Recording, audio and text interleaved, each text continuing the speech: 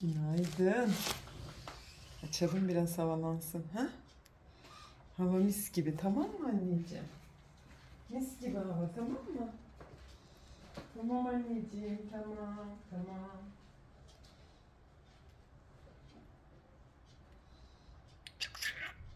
Çok çok. Çok.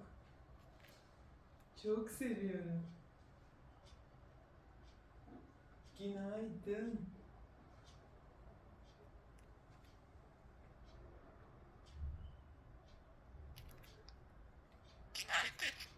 Günaydın.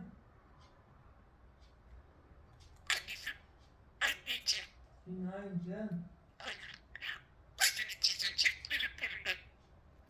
Çok sevdiğimi bilirdim. Çok biliyorum. Çünkü Bir tane oğlum sensin. canımı Samsun'a gidiyoruz, unutma.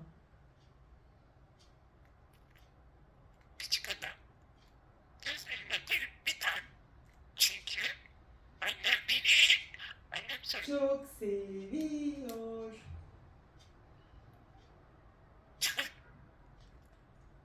Annem çok zeytinler. Az dökülüyor. Çok ama çok sevmem. Çünkü gerçekten gerçek geçiyor. Annem şey diyor. Kahve güzel. Ben anlatacağım değil mi? Annem zeytinler çok sulu şey. Annem söyledi çünkü. Tamam mı annem? Ya evet hoş. Aşkım Samsun buz gibiymiş. Buz buz.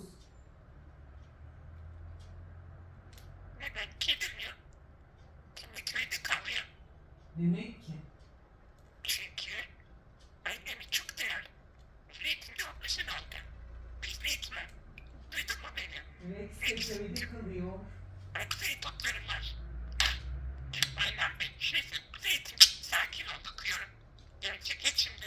Ama ben seni çok seviyorum. Önemli çok sulmuş. Ben de çok seviyorum. Benim canım oğlum. Ben de çok seviyorum. Benim aşkım oğlum. Benim canım oğlum.